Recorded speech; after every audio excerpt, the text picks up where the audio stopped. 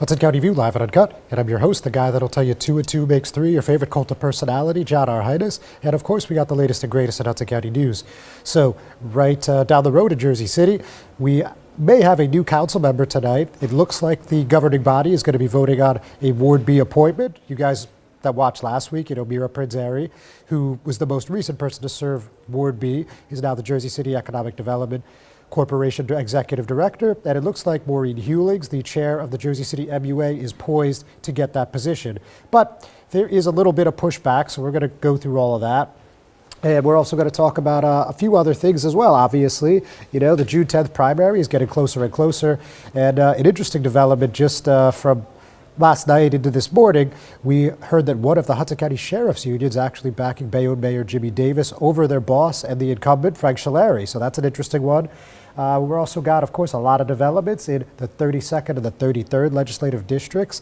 Today, fortunate to have my guest be Hoboken Public Library Director Jennie, and she's, of course, running in the 32nd legislative district, so looking forward to chatting with her. And we're also, on a somber note, unfortunately, I have to also mention that there's a GoFundMe started for a Union City native. He's a young man that's 35 years old. It was an athletic standout, and now he's fighting for his life. So we obviously have to inform you about what's going on there. So we're going to do all that and a whole lot more right after this word from our sponsors.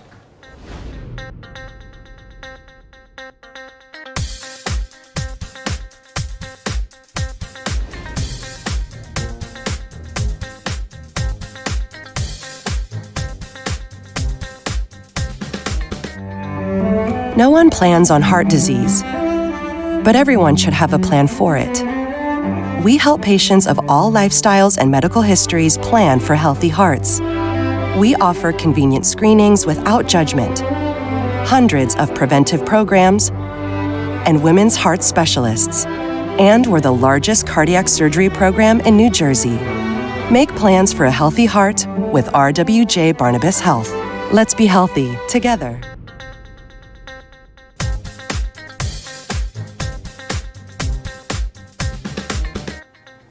Hudson County View, live and uncut, John R. Heinis. So, unfortunately, I have to tell you about this situation with Justin Sanchez. It's a real heartbreaker, if you ask me. The GoFundMe page description really speaks for itself. It's quite sad, but this is what it says. On the night of April 6, 2025, everything changed in an instant. In the middle of the night, Justin Sanchez, a healthy, energetic, loving husband and father, suddenly suffered a seizure in his sleep. And this is a guy by the name of Tobin Jacob, obviously a friend of the family, in the GoFundMe page description. Moments later, his heart stopped. He went into cardiac arrest, and his heart stopped beating for 18 excruciating minutes. By the grace of God and the quick actions of his wife, Stephanie, and a brave responding police officer and ambulance, Justin made it to the hospital alive. Now he's fighting for his life. It doesn't get much worse than that. I mean, obviously, that's just gut-wrenching stuff. The only thing on the positive end I could say, well, of course, the fact that he's still alive is a very good thing. But beyond that, the generosity of the community has really come through on this. I mean, they set a very ambitious goal on their page, $150,000, and I just clicked on the link right now as we're talking, as you're listening, $63,097 raised already. So that is a great community effort. I think anybody would agree. And for those of you that don't know Sanchez, this is a guy that was inducted into the Union City Athletic Hall of Fame for his basketball skills, and he actually played at the Stevens Institute of Technology as well. So he's a pretty, young, healthy, athletic guy. So it's really shocking that something like this would happen. And, obviously we're wishing nothing but good thoughts and a lot of love for the family as they get through this difficult time. We hope that he makes a speedy and full recovery, obviously. So now getting back to the political spectrum, let's talk about tonight's Jersey City Council meeting. So the Ward B council seat is vacant. Again, as you guys saw last week, Mayor Prinzari vacated that seat on April 11th to then take on Monday, that was April 14th, the job of Jersey City Economic Development Corporation Executive Director. We chatted with her last week at Linked about this. She was right here in the studio. So now the beat goes on, right? Obviously, Ward B still needs representation. And the name that was put on the agenda on Friday is Maureen Hewlings. She's been very active in Hudson County and Jersey City for at least 3 decades, if not more, and she currently, in her most prominent role, is the chair of the Jersey City Municipal Utilities Authority. So let's first go to Friday and when I spoke with her and Mayor Fulop. First, an important point that she made, she's not looking to run in the nonpartisan November 4th races. And according to the mayor, she's not going to be getting involved either. So he said to me over the phone, Maureen is someone who has familiarity with municipal government. She has served on quite a few boards over the years, including the MUA, so I think she will be seamless for the next 6 months until the election. So just a little bit of her biography if you haven't seen or heard. She's the executive director of the 200 Club of Hudson County, the chair of the St. Patrick's Day Parade Committee, board president of the College Towers Apartments, and a founding member of the Jersey City Fire Foundation. And as some astute political observers have noted, she was the chair and treasurer of the Fund for Quality of Leadership, for Quality Leadership, and that was a PAC that was also linked to Fulop. Now, since then, there's been a bit of pushback. I mean, I don't know if it's enough to make a difference. I mean, honestly, the smart money says it's probably not. But nonetheless, at caucus, Jersey City Ward F. Councilman Frank Educational Gilmore really made an effort to try to push this to the next meeting, which would be May 7th. And Maureen was actually in attendance at the meeting, but she didn't get a chance to speak. It was more of a question and answer between Gilmore and the administration. In this particular instance, Acting Corporation Counsel Brittany Murphy, and also to a lesser extent, we heard a bit from Business Administrator John Metro. So the bottom line is they have to fill this seat in 30 days, and I don't really know what happens if they don't. I guess the state would make the appointment, but regardless, I mean, they're going to do it because even if they waited until the next meeting, they would still be within that 30-day window. So, but time is kind of the essence at the same token because they can't go beyond the next meeting. So Gilmore's points were pretty simple. And that was echoed actually by Ward D Councilman Yusef Saleh, which is significant because he was the last person to get appointed to the council. That was in April 2020 after the tragic passing of Michael Youn. So there was a bit of back and forth. Gilmore, again, really wanted to interview all candidates. Ward D Councilman James Solomon also agreed with that notion. But at the end of the day, this item remains on the agenda. So, of course, there's always the ability to make a motion to carry, as Ward A Councilwoman Denise Ridley noted, and others too. And of course, there's always the ability to put up a resolution on the spot. So let's see where this goes. Obviously, it's not totally clear yet. But also of note, another person who submitted their resume for the seat, that's Kayla Burrell of the Lincoln Park Neighborhood North Association, said she was really upset with the way this process is played out. So just an excerpt from a letter to the editor she submitted to HCV. She said, I am writing to express my deep disappointment with the lack of basic due diligence and transparency in the selection process for this important position, which directly and specifically represents thousands of people and businesses in Ward B in critical city decision making. I'll let you guys check out the rest for yourselves. And let's also go to Jersey City on a topic about workforce housing. So Bill O'Day, who of course has worked in a capacity where he helps build over at Elizabeth, and now a mayoral candidate, is calling for 5 to 10% workforce housing and new projects in addition to 20% affordable housing. Pretty ambitious goal. And when I asked him if I thought that was a realistic ask for the developers that are, doing what they have to do over there in Jersey City, he said, right now, you've got an item on this week's agenda that is 5% affordable housing. Bayfront is, I think, 35%. And he also mentioned the state Aspire program, that he thinks this will all make this very possible, if not likely. And I think this is a good note to end on. But more importantly, I think as mayor, you just got to sit down and tell people this is important. So with that, folks, we're about to go to a break. When I come back, I'll be with Hoboken Public Library Director Jennie Pooh, who's a candidate for State Assembly in the 32nd Legislative District. Be right back.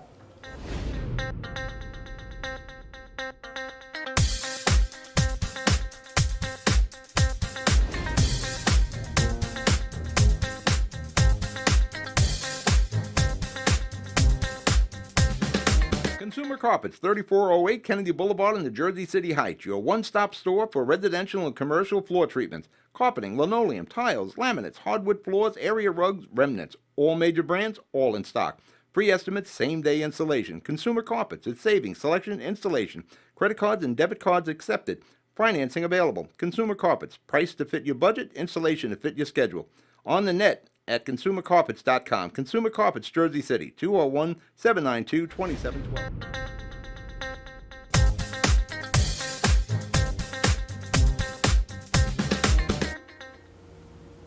Hudson County View live on Uncut. John R. Heinis, as I mentioned a few moments ago. Today my guest is Jennie Pooh. Of course, she's the director of the Hoboken Public Library and a candidate for State Assembly in the 32nd Legislative District. Jennie, thanks for coming in. Thank you for having me, John. Such a pleasure. All right, you're welcome.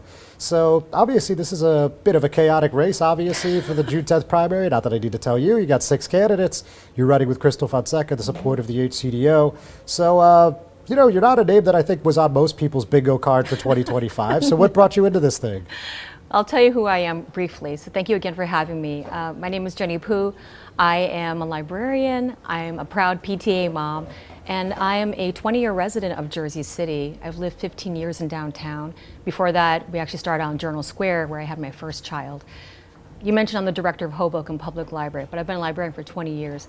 And why I'm in this is I bring the grassroots voice. You're right. I come from completely outside the political establishment. And when my friends, who are almost entirely outside the political world, found out that I was considering running, they were delighted and surprised, and also, honestly, they didn't know what assembly person does. And I think this is why this race, why having someone like me run is so important, because we bring a new constituency to this. People who are supposed to represent working families who are too busy, honestly, to follow the political shenanigans, but who, as a state assembly person, the laws that we pass directly affects our everyday lives. And that's why I'm running, quite honestly, for our kids, for our families. All right. You know, well said, I think. Now, an issue that you and your running mate have taken up is this potential energy utility hike throughout the state. And I know you guys have been talking about it for a few weeks at least, and you just said something new last night. So just tell me, why did you want to, you know, make sure your voice was heard on this topic, and what do you think about the latest developments? Well, I think with energy hikes spiking, and this is someone as an employer, I see it on the employer side. I mean, the rates are going up, it's astronomical. And with affordability being such a top issue for everyone, certainly for my family, double-digit utility rate hikes are absolutely unacceptable. And that's something that we felt so strongly about, and this is why we put statements about it. I mean, we're looking, Senator Mukherjee has legislation demanding more transparency, more hearings, more consumer voice in this, because, look, we all need the energy, right? There's more use with AI, there's more, you know, our summers are getting hotter. So that's why we put out the statements, because we are representing the voice of folks who don't actually know this is coming down the pike. And we want to give plenty of notice, like, hey, this is coming, this is not acceptable, we need more voice in this. All right, simple enough. Now, the dynamics of the race are quite interesting to someone like myself. I mean, obviously, you know, you have the HCDO ticket, and then you have Mayor Fulop's ticket, and then you have the quote-unquote independent ticket, which is Katie Brennan and Ravi Bala.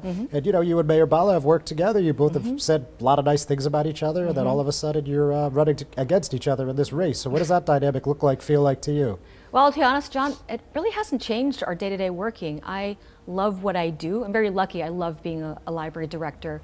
And, you know, Mayor Bala, at the outset, we've had a very friendly relationship, a professional relationship. I think what's important is when you focus on the work, and the work is delivering services for Hobokenites, nothing else matters.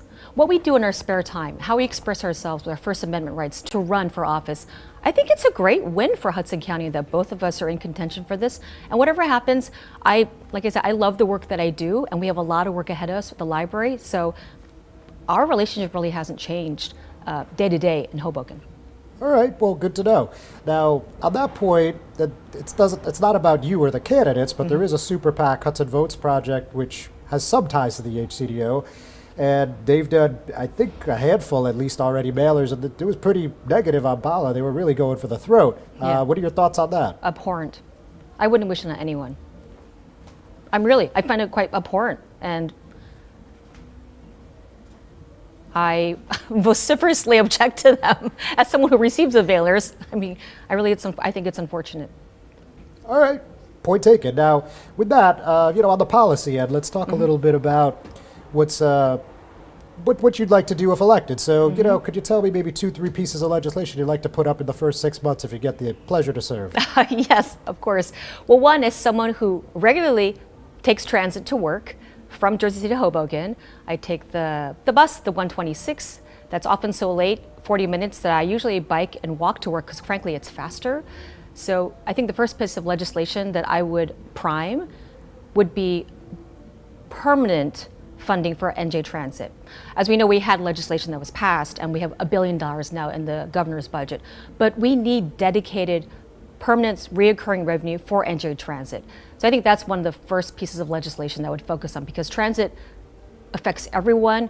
Certainly, I'm bringing up kids who probably aren't going to get their licenses till later because they walk and they take the bus and they take the path and light rail everywhere. The second thing I want to look at is how do we statewide alleviate the housing shortage.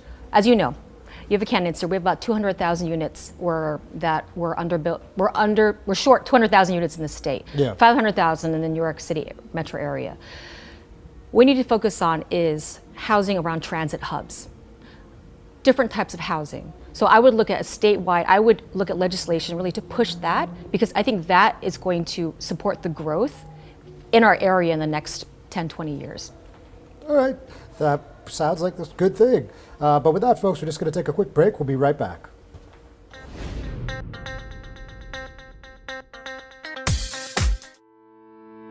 Panapinto Properties, Jersey City, shaping the workplace with state-of-the-art office spaces and addresses your company desires. Building residences that define your home environment, adjacent to all modes of transportation with on-site parking available. The right address, the right lease. Call 201-521-9000 or visit online at panapintodevelopment.com. Panapinto Properties, building Jersey City for everyone. Burns Brothers Memorials, Monuments, and Markers, 787 Tunley Avenue, Jersey City. Hudson County's only monument maker, serving all faiths and cemeteries. Design, studio, and large inventory on site. Cemetery inscriptions and custom orders welcome. Burns Brothers Memorials, Monuments, and Markers, 787 Tunley Avenue, just south of Secaucus Road. Craftsmanship that will last for all eternity. Burns Brothers, Jersey City, Albert H. Hopper, North Arlington. Visit us on the net.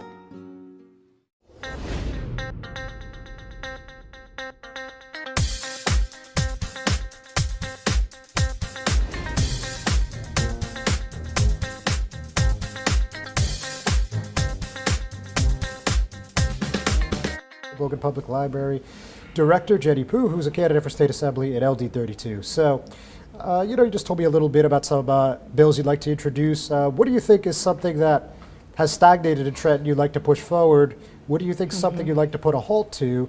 And what do you think is something that needs to be looked at for the first time? Or at least the first time in a while? Oh, I'll start with something that's very close and near to my heart, is the school funding formula.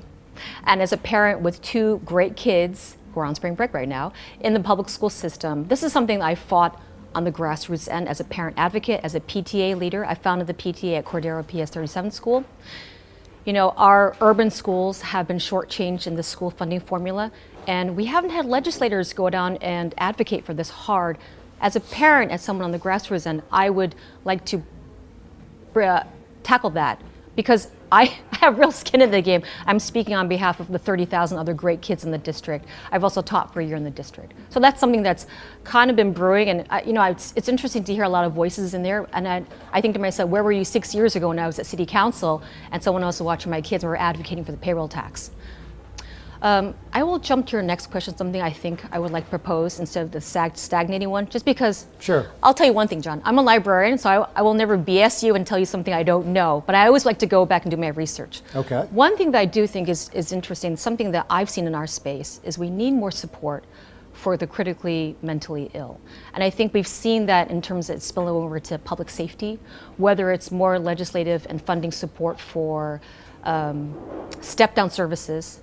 I think this affects our quality of life, and also it helps the most vulnerable to put them into compassionate care where they can get the treatment they need, and so that our parks and our streets and our public spaces feel safe. In terms of the things that I think are stagnating, I might have to get back to you about that, because there are an awful lot of bills in the legislature. I'm gonna have to get back to you on a future show if you don't mind. Yeah, all right, I can live with that. Thank you. So I was talking to another assembly candidate a couple weeks ago, and an interesting point was made about bail reform. They said one of my biggest things would be to make serious amendments and reforms, and you touched on the public safety element of mental health, and of course, about the whole Church Square Park stuff that was happening in Hoboken. Yes. So where do you What do you sit on bail reform? What do you think we should do with that? I mean, I will be honest, I will need to do more research about bail reform. I think the system where we have the quick catch and release kind of form is problematic and something we should be looked at. And certainly, like you said, with the Church Square incident, I mean, the library sits on Church Square Park, Yeah. and that person who did that act was someone who had been in our space before, and so we had seen this person. Oh, wow. Yeah. So it was really, really personal to our staff, and it was very jarring. So I'm going to pivot back to it's got to be a holistic solution. It can't just be about enforcement and bail reform and putting them into prison, but they got to get the treatment that they need. One of the challenges is sometimes the mentally ill resist that treatment, but really they desperately need it, and that's kind of the legislation and the resources that I would be advocating for. All right. No, I understand where you're coming from. Now, back to the insider stuff to an extent. So, I see little bits and pieces, and I hear little bits and pieces about polling. Of course, no one ever shows me the whole thing. But the bottom line is this. A lot of people are saying you guys don't have the name ID, the visibility to win this thing. So what do you say to those folks? I say to those folks, sometimes it's like talking in an echo chamber. And the polling, I have also seen the full polling as well. I see there's great momentum in the grassroots. And this is why Crystal has been working in the city. My name ID within the community, at least within Hamilton Park in downtown Jersey City, as a PTA mom among parents in the public schools, certainly is something that I bring to this ticket. And whatever happens, I think we need more grassroots, community-based, normal, everyday people like me running to represent us in legislature. All right. Now, obviously, this is a big primary. I mean, you have governor, you have sheriff, you have the assembly races. Now, at the top of your ticket, you have Jimmy Davis. And as I mentioned at the top of the program, we got an interesting race between Davis and Shalary, the incumbent. Sure. Now, Shalary has made some pretty strong accusations, and he said, this is a guy that doesn't respect women, and the court documents prove it. And he talks to this one settlement about the sexting of these two pending cases. So, I mean, obviously that's not your race, but you're still on the line, and in the midst of all the brouhaha, let's call it. So what do you think about all this coming out? I say, John, I'm focusing on our race, truly. I think that's, as a busy working mom, and as a full-time working mom, I am running for the constituents that I want to represent in Trenton. And I honestly, I can't focus on the political drama because I'm trying to get my name out there and talk to as many voters as possible. And I'll tell you, what voters care about is affordability, about taxes, is about being able to stay in the homes they purchased maybe in 1980, 1990, and the new families who have come in who want to put down roots like ours and want to raise their kids and want their kids to be able to stay should they want to. All right, very good. Anything else you wanted to add? I want to add that for a healthy democracy and informed citizenry, we need more candidates to run, and it's been an honor to be given this platform. And if elected, I will continue to do the work that my track record has brought in.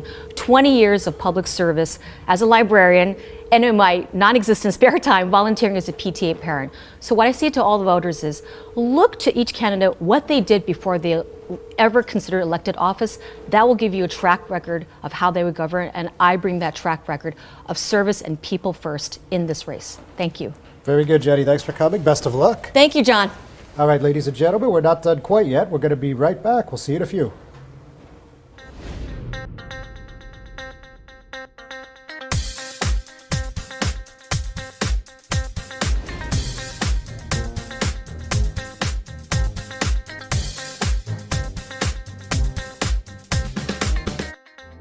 Newport, the luxury waterfront community on the Hudson River, offers a quality of life you deserve in one of our many high-rise towers. With amenities such as the on-site Newport Path, light rail, Newport Town Square, 3 playgrounds, dog run, upscale restaurants, retail giants like Kohl's, JCPenney, Macy's, and Target. Morton Williams and Acme Supermarket are just outside your front door. A health and fitness center, skating rink, and medical facilities are also on site. Enjoy the New York skyline from our waterfront and various parks. Manhattan is just one pass stop away, or quick ride through the Holland Tunnel. Nursery and private elementary schools all on site. 12-screen movie theater at the Newport Center Mall. Looking to visit? Stay at the Westin or Marriott Hotel. For more information, visit us at newportnj.com. Make lasting memories to cherish forever. It's incredible. It's you, Newport. Live like you want.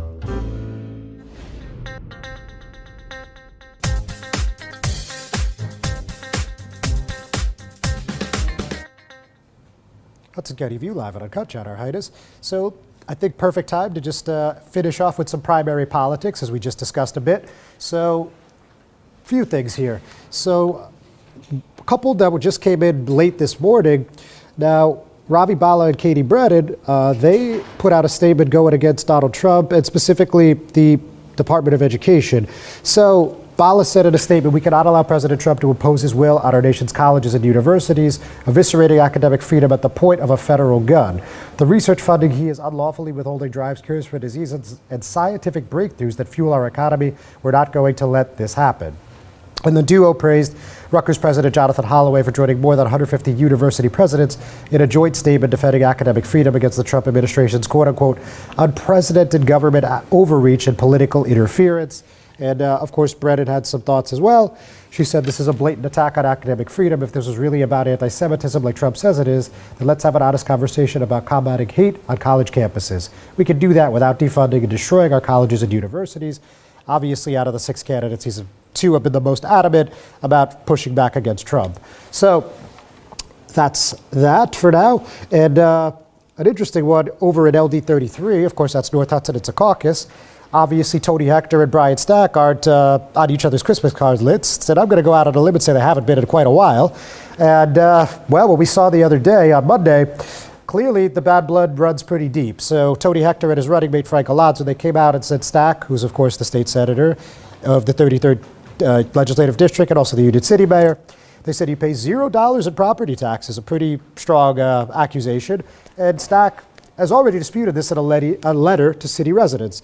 So Hector said, "We already knew that Brian Stack is the most corrupt politician in New Jersey, but the fact that Stack is scamming his own city and paying $0 in property taxes on a home worth almost $1 million is a new low."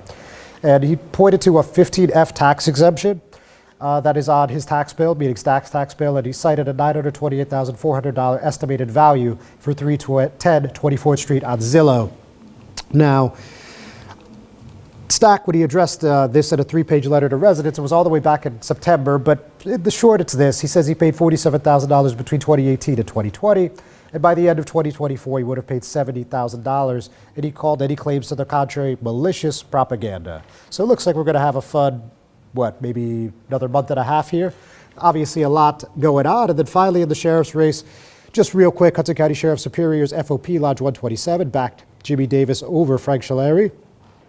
And in short, the union said, "Our members have dedicated their careers to protecting this county with integrity and professionalism. Under Jimmy Davis's leadership, we believe they will finally have the respect and support they deserve. His vision will restore pride in the badge and bring back a sense of purpose that's been missing for far too long. Our campaign," this is Davis now, "our campaign continues to gather significant momentum with each passing day. I'm truly appreciative of all the support we are receiving because of what we have accomplished in Bayonne, but also because of the vision we carry forward into the county sheriff's office." So it looks like this is going to be a good fight going forward. Obviously, they're both hitting mailboxes. They're both doing a lot of social media and a little bit of press now. So it's only going to get more exciting as we get into May. This is going to be probably the most fun primary of my career, knock on wood. But with that, folks, I'm going to let you guys go. We'll catch you next week.